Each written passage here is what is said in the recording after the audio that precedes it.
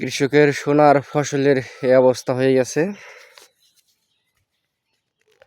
এই ধানগুলো কয়েকদিন আগে দেখছিলাম অনেক ভালো অবস্থানে আছে, হঠাৎ করে বৃষ্টিপাতের ফলে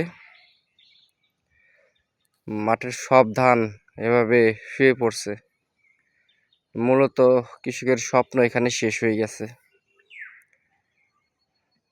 অনেক আশাই ছিল এই ধানগুলো কেটে নিয়ে যাবে, কেটে নিয়ে তাদের সারা বছরের আহার যোগাবে এই ধানগুলো, কিন্তু এখন সেই স্বপ্ন অনেকটাই ফিকে হয়ে গেছে। শুধু এখানে এই অবস্থা না, এই বৃষ্টির ফলে, এই অসময়ে বৃষ্টির ফলে সারা বাংলাদেশেই এই অবস্থা।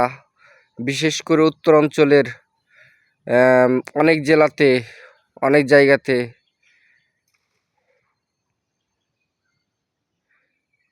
এভাবে ধানের জমি,